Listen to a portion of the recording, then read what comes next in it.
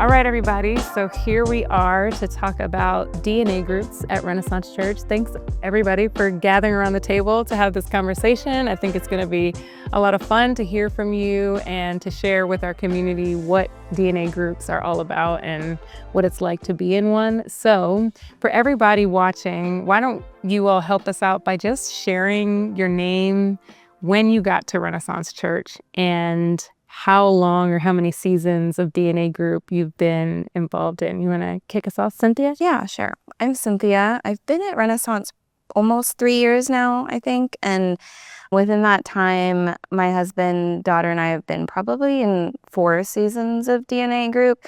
I think we've maybe skipped 1 or 2 there based on season of life, but yeah, probably around 4 over that time. Yeah, and you guys are in our family group, which is, you want to describe what that's? Yeah, so we're in the family group, which comprises of a lot of kids and parents. And we kind of felt like that was the best way to get plugged in and make it work as a family.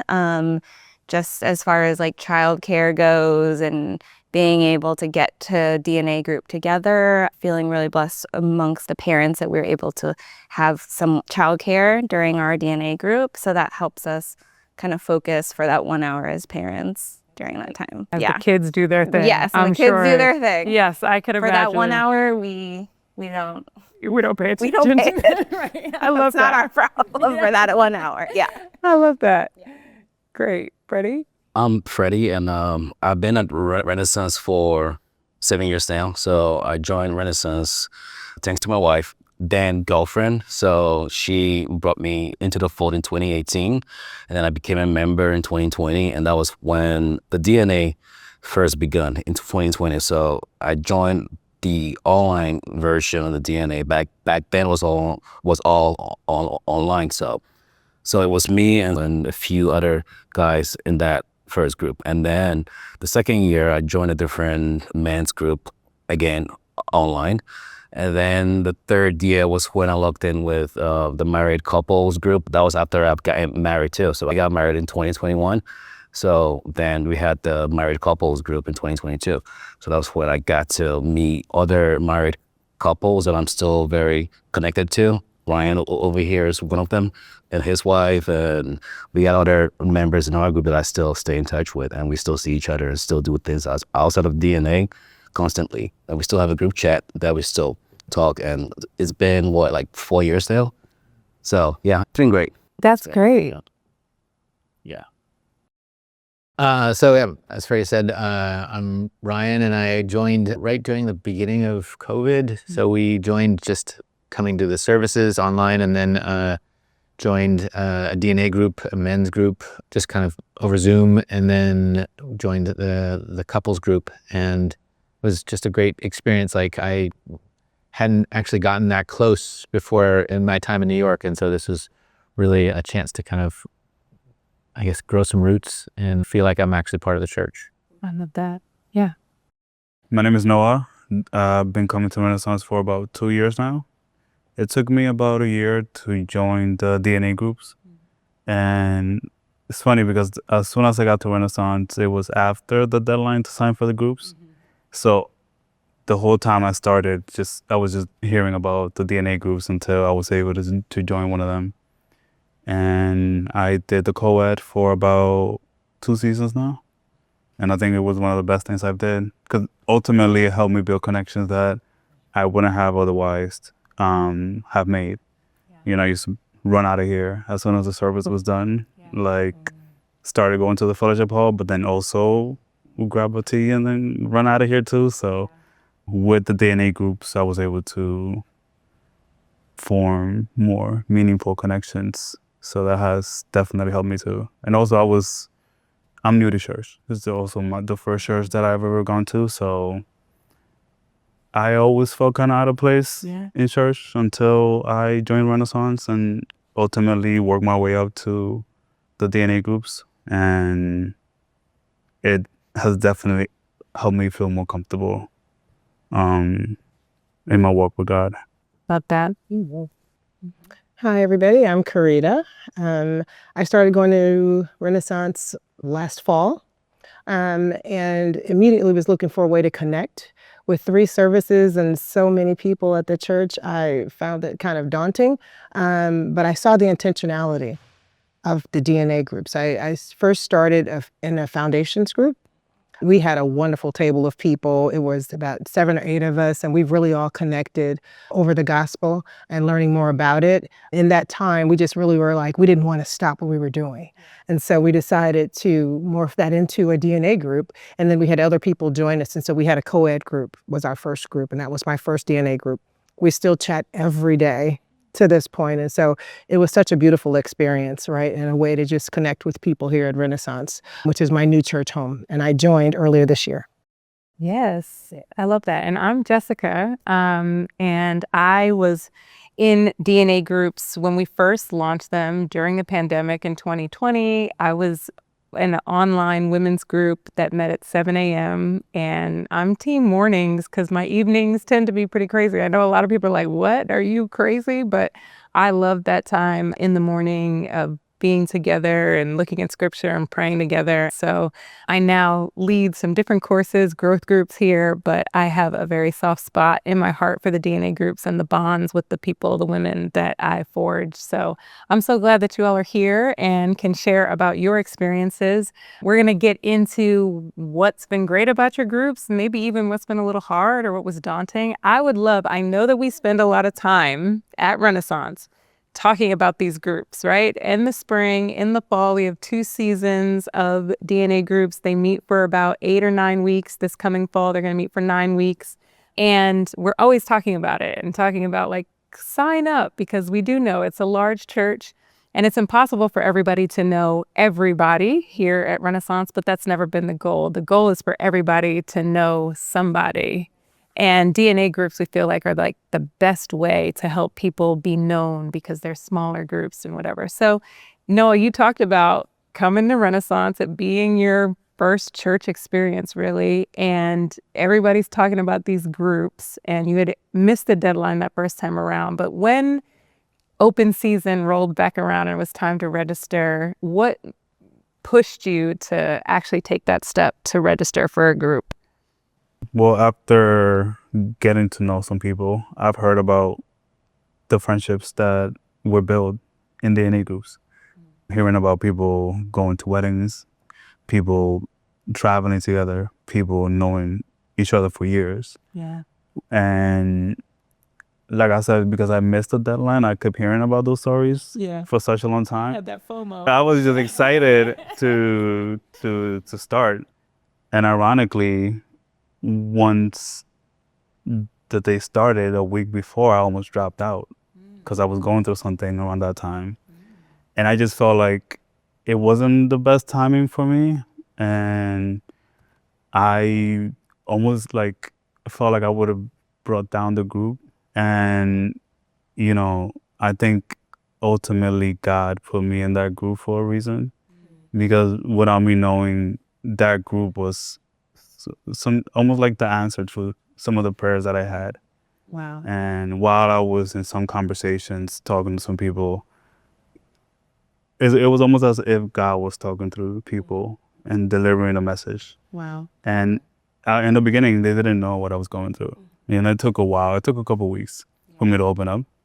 But just hearing people talk and saying certain things, it was a little, I was in awe, to be honest. Wow. Just hearing that, because, you know, it was hard for me to believe it was just a coincidence. Yeah. You know? Yeah, I love that. I think it's what you bring up is, I don't think you're alone in feeling that. I think there are a lot of people who sometimes hesitate to register for a group because they feel like they are too much or their season of life is too much, that they're going through something really hard. And it's like, I don't want to be the one to bring the group down. But in actuality, I think if you discern like this is the time and I should engage and I can be committed, it really is this beautiful chance, like you said, for people to come around you, or if you're in that group, to be a person who is serving someone else who's going through a hard season. Like, we grow in that, whether it's being vulnerable enough to show up kind of broken and a hot mess or whatever, or it's my life is going okay. I feel like I have the grace and the means to be a support to somebody else and getting that chance to do that. So I'm so glad you took the chance and that God met you in that way. Yeah, no, I'm happy that I was able to ignore those feelings that I had in the beginning, and I went ahead and went through with the DNA group. It was something that it's hard to put into words, but I feel like God put those people in my life for a reason. Yeah. Can anyone else relate to that? Just kind of feeling supported by your group mates through a difficult season? Yeah, I can relate to that because as I mentioned earlier, I had just gotten married in 2021.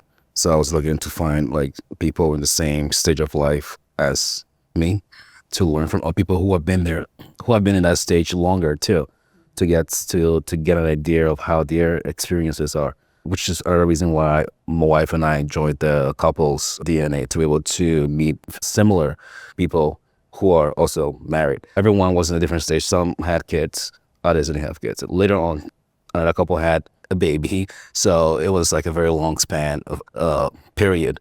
So I got to learn from them and expect certain things that happens in marriages. It may be, I may think that it's just happened to me, but they can relate to what I'm going through. So they're able to like a soundboard, able to bounce off each other, having conversations about difficulties in marriages, or just an open, safe space for us to have those conversations, which is another reason why we are currently deliberating having just a men's group too. So that's great. Yeah. Yeah, you love the ladies, but you also find a lot of, it sounds, support in just the fellas being together, which is very cool. Yeah. Yeah. Karita, maybe you want to add to that. I know you said like there's power in having the space to share something in your life and be met with a, me too, I know what that's like. Exactly. You're right on point there. So joining the group that I was in, we came together out of a foundations group, right? Our table with a few more members, right? So there was part of the group knew each other, the other part didn't, right? And so we were just very intentional that we were going to be, one together. But early on, and it was a gentleman, by the way, we were talking about, women and gentlemen and sharing, and he started the whole thing off right away. Here's what I'm going through at work. And everybody's like, oh, we're going there now, right away. And he did. And so that opened up the floodgates a little bit, and people became more comfortable, right, with sharing. And what I think people found out was that they're not alone. And that was just the pinnacle for us. Like, that's where we were, and we just blossomed out of that. It was such a beautiful thing. Like, well, you're going through that too? Oh my goodness, you're going through that too. And I ended up being the elder statesman, if you will, of our group. And so it was interesting how my role kind of evolved, right? Because a lot of times people feel like, it's just happening to them, and I don't know how I'm going to get through this, and is God hearing me? Is he listening to me? And one of the things that I could lend to that was that he will, right? I've been there. I've gone through this. I've gone through this. And it may not be when you think it's going to be. It might not be how you think it's going to be, but he shows up, and you're going to have a story to tell. Just stay faithful, stay prayerful. And they embraced that, right? Someone who actually had years more experience than they did, right? And it just gave them a little bit of hope. And so the sharing just continued, and it just brought the group together as a whole in a beautiful way. I love that. Yeah. Yeah. You also bring up a good point in your comments about our groups are very diverse. So you may have been older than some of your group members. At Renaissance, because diversity is one of our values, we intentionally don't just let people select into their groups. We like to mix people up, So in any given group, for people who do sign up, they're going to be with people who are from a different place, some from Harlem, some not. They're going to be with people, if they choose co-ed men and women, they're going to be with people who, different ethnicities, different socioeconomic backgrounds, different work experiences. What has that been like for those of you being in a diverse group? Any of you could speak to this. What has the experience of being in these diverse DNA groups, what has that been for you? I'd love to say, the groups that I've been in the past have looked more like very homogenous, and this is the first time I had to be around such diversity, and it was age-wise as well, like not only racially, and like I've made connections with folks that it feels like they're sort of like relatives now, like that, but like cousins, or like we're not the same age, but we're sort of like there together with each other. And so that's been really interesting. Like I haven't had a chance to be an older brother to somebody in a while, and that was something very cool. And then seeing the different perspectives and just understanding like the city is so diverse already, and it's very hard to imagine it's hard to sometimes see through the eyes of everybody that's out there. And so this church has helped me, this DNA group has helped me to sort of understand how God sees this whole city or this neighborhood. So yeah, I just feel like it's been a very helpful experience for me in a lot of ways. I love that. Yeah. And I was just going to say, I'd agree with that. I think it's a reflection of the city that we live in. And part of the reason why our family has chosen to be in New York City is the diversity. But I feel like even choosing our church community in a way that is diverse is a reflection of the city that we live in, and not putting ourselves in another bubble within the city. I think being in our DNA group has really opened our eyes. Like, we're sharing such intimate things or issues with one another. It just kind of opens up your heart to what people are going through. Like, even though we're a family DNA group, we're comprised of single moms, we're comprised of couples that have been together for longer. So I think it's just like we learn from each other. And I think the more one another shares, the more we learn to support one another. And I think just being able to say, like, what do you need? I actually don't know what you need, but can you, like, just being honest with asking. And that's how we support one another in that. So that's been like really beautiful for us over the few seasons that we've been together. I love that. Yeah. I was just going to say, just adding to what Ryan was saying about how helpful the DNA community has been to him. He may not realize this, but he is very helpful to me and other people in our group too, because he started the Saturday morning runs with the other DNA members, and I also got a chance to join them a few times. I'm not really a runner myself. I'm not a morning person either, but they choose to wake up early on a Saturday morning. And then after the run, we'll have the breakfast, which is also an opportunity for us to catch up on life, our marriages, and whatever we're going through. So I really like those. And even when I moved uptown to Washington Heights, they came up there once twice. Right. Go short change. He came twice. And New Yorkers always go south. So it's a big deal that he came north, right? Yeah. So I really appreciated that too. They're coming up there. And I told them, if you come, I will join you. Like if you make the trip all the way up there, I think it's a very big deal, and I will come and join you guys, and I will have the breakfast after. So it's been great. And also through him, he also founded, him and another church member started the multicultural food, potluck meetup, and he encouraged me to sign up, and I did. And through that, I met a few other church members, Renaissance members, which I would never have gotten to meet if it wasn't for this multicultural potluck meetup. So yeah, so you've been helpful too.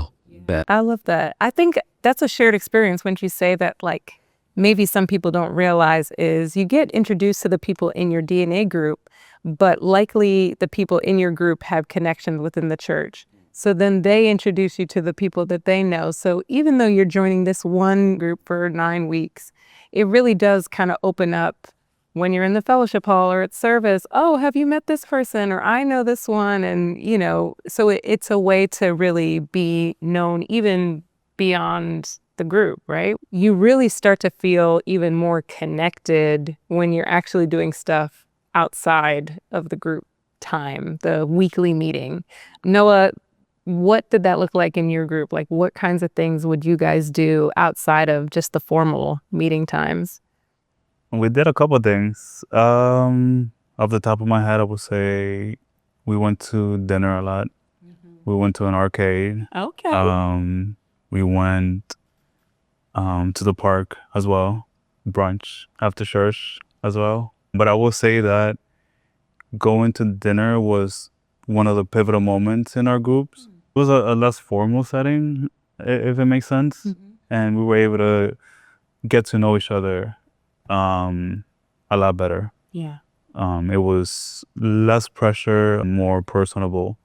And it was really what got us to get more comfortable opening up. And then from there, like, it almost seemed like everybody felt more comfortable just sharing more things. And I think you mentioned before that one person ended up speaking out and then everybody else started Absolutely. sharing. And I think it was when we went to dinner that we had that moment, you know, after everybody ate and we were just like talking and somebody asked a question, and from there, like, everybody started sharing their inputs and different points of view. And I think there's certain questions and topics that are easier to talk over dinner versus like after church, if it makes sense.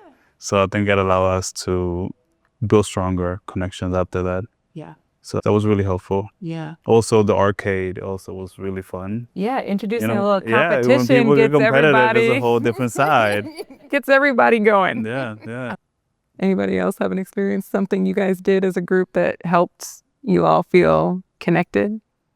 Yeah, so we'll join and split off separately as like moms or dads. That'll give us a chance to get to know each other in a more intimate setting where we're not distracted by kids or family obligations. And we've done dinners before. Sometimes the dads will go play golf, like a golf simulator thing. I feel like it's a good way for them to connect on their own, separate from the families. But that's been a really good way for us to connect and kind of feel like we can open up a little bit more. Yeah, I love that. I mean, now the hard thing with all of this, though, is someone has to kind of initiate the first time. And I think sometimes people get nervous. It's almost like asking someone out on a date, right? So, like, how did you shoot your shot, Noah? What did you say? I try to be subtle and just throw a message in the group chat. I think I just mentioned, hey, I walked past this restaurant and would you guys like to check it out? Or something like, Yes. something simple that's, you know, that's not an official invitation per se, but, and then everybody seemed to want to do it. Yeah. And, you know, I was hesitant because I wasn't sure the dynamics of the group. Yeah. Like, do we have to just stay in our little weekly meeting or could we actually hang out outside of that? After I sent that message, it felt like it was on everybody's mind. Everybody wanted to do something. Yeah. And I feel like everybody was just waiting for somebody to ask. Right. And then from there, like, I think we met up that same week. Just, yeah, put it out there. I think also I've heard from certain groups, the key too is just to set the date and not wait for the perfect date that absolutely everyone in the group can make, because we know New Yorkers, our schedules are bananas, but just say like, this is what we're going to do at this time. We want everybody to make it if you can. And, you know, we'll have something else too if you can't make it this time. So that's great. So we talk about a lot of the great things that groups offer up. Have any of you experienced conflict in your groups or like tense moments in your groups? I think sometimes we hear the word community and groups and we get this idea that I'm going to have a new set of friends and it's going to be sunshine and roses. But I think that's not real community. So even if it was like disappointment, maybe you experience like, oh, I thought my group members would respond in this way and they didn't. Did anybody experience hard moments? Yes, Karita? We had a couple of tense ones. We had a member who has a child, has a husband, a very tough job, and did not have a good experience in her last DNA group. And for some reason, she decided to try one last time. And I'm just so glad that she did, because at the end of the season, she was the one who hosted at her home this big dinner for all of us. She was just so happy to have that experience. But it got a little tense because she talked about her last group and how it didn't go well. And actually, she had probably been in about 4 DNA groups. And so this was the first one that she really felt at home and a part of it. And it was the last one she was going to try. All right. So I was just really, really happy that that happened because she was very skeptical coming in. Yeah. She had challenges getting there. We took away any obstacle she could possibly have. Oh, you need a ride? We'll come pick you up. Oh, you needed to be at this time? We'll do that. We did everything possible to make it easy for her. And she embraced it. She loved it. It was wonderful. That's so great. And that's such a good point that like sometimes you can make the judgment of what's wrong with this person and their attitude or their guardedness. She was. And she there's kind of was, sitting back, kind of, let's see how this goes. there's a lot of hurt under that maybe. Yeah. Like the first DNA or the whatever, you don't always get it right, and it's not perfect. And I think that that's the experience of some folks, and it was mine. Like the first DNA, we was online. I don't like online, but ours group didn't gel, and it didn't feel like we, attempts to try to do the outside of the group thing didn't really happen. And so it felt like that wasn't a great sign for the next DNA, but you try and you're hopeful because you want to build those roots, but like you have to acknowledge like not every group worked perfectly. And I think having that patience and being open to trying it again Yes. is really important because, we're all human, and sometimes it just doesn't work out the way we want. Yeah. That's so true. I will say that we never had any conflict, but it did start a little slow. It took a while for people to open up, and you could almost feel like people were uncomfortable to speak up and to share some of the things that they were going through. And I think I was always uncomfortable to speak up and say things, and I ended up being the first one to share what I was going through. And from there, it seemed like a lot of other people were going through the same things. And it did help us get through it together. Feel like we're not alone. It was a little slower than I anticipated, but then at the same time, I was just very excited to get started with the DNA groups, and I thought we were just gonna hit the ground running. Yeah. But then it just requires patience, and if you feel like your DNA group, it's not where you want it to be, sometimes you gotta be the one to be the change, right? And most likely people would will meet you there and follow. I totally agree with that.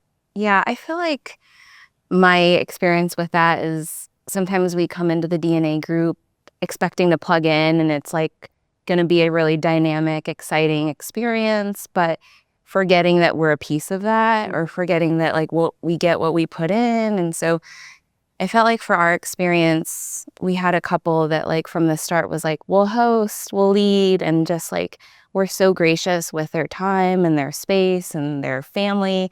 And I felt like that really inspired, motivated us to like do the same. Like, okay, they're in it. Like, we're in it too. Like, we may not know them yet, or we may not know all the families, but I feel like you got to take that step forward and commit and feel like, okay, we're all in this to build relationships. Let's try our best, and kind of flows a bit from there.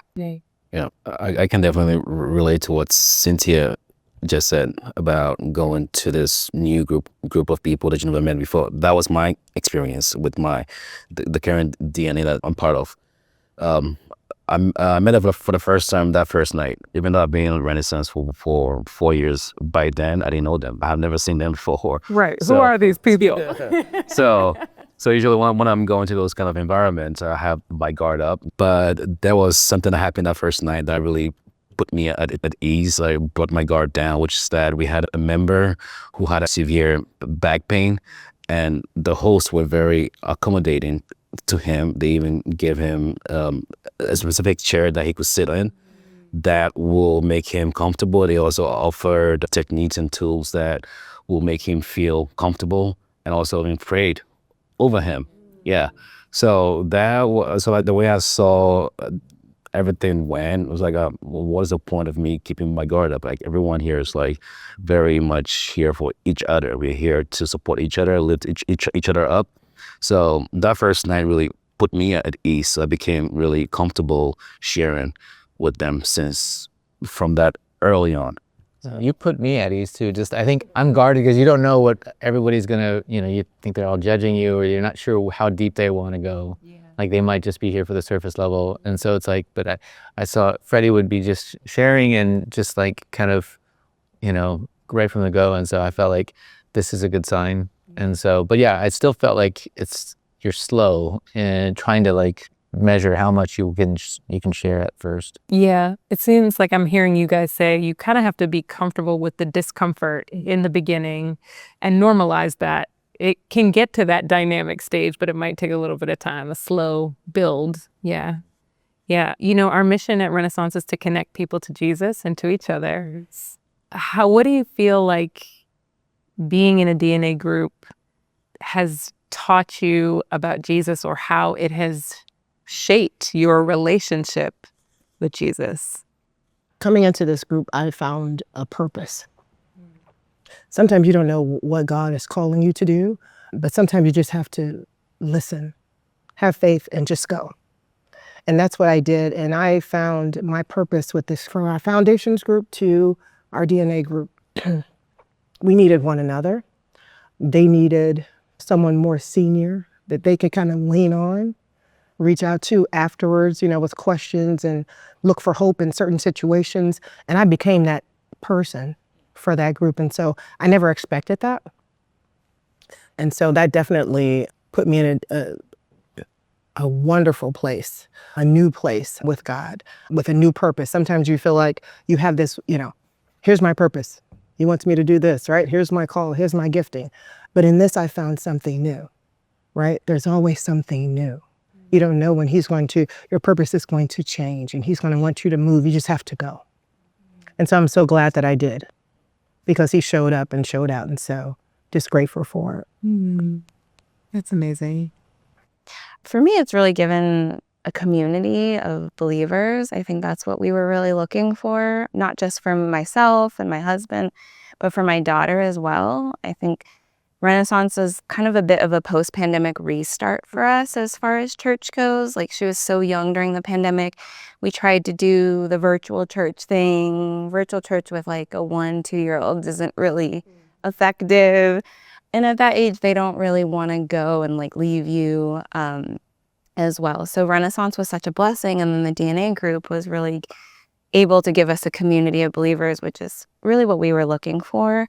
I think plugging in and just showing my daughter that like we come to church on Sunday, but we also have this group of families, of other parents, of other kids that love Jesus like we do. And this is what it looks like. And you go to our kids and you learn about Jesus and you learn about praying. And it's really sweet to see and hear like all of the stories that come out of that. But then she's able to like relate that to her friendships here and within the DNA group. And that's been really special. And I think one of the biggest blessings, to be honest, that we've gotten out of our DNA group. That's so cool. I know for me, my experiences in DNA groups, I just love the perspectives that you can all look at one passage of scripture and just hear how it hits different people based on where they're from, what they've lived through. And I always walked away from my meetings just with a fresh perspective of a passage that maybe I'd read 10 times before. So I just love the richness that comes from hearing other people share how God is coming to them through scripture. So that was one of my favorite things. That kind of reminds me of like what Noah was saying, where like sometimes you kind of have to take a leap of faith and share and open up, because I've always I grew up in the church. I've always been a Christian, but I've always been a little bit self-conscious about my Bible knowledge, or like how, I don't know, smart I am from a Christian perspective. And then when you come to New York City, you feel like people know more, I don't know, are very like theological. And so I feel like in church settings, small group settings, I've always been hesitant to share my perspective. But like to your point, I felt like when people in our group share their perspective, it made it even more beautiful. Like none of those perspectives were wrong, but it brought to light maybe what they were thinking or what they were experiencing, or gives you a little glimpse of their relationship with Jesus. And so I thought that was always a beautiful thing. Yeah. I love that. Yeah, you don't have to come in having known a certain amount. There's people in your group, maybe they've read the Bible cover to cover, and there's others who maybe have barely cracked it open, and we can all meet each other in that space, which is so cool. I think in a DNA group setting, you're able to hear people's testimony on a deeper level. And, one thing is reading the Bible, but it's different when you hear it from somebody, hearing Like what God has done for somebody.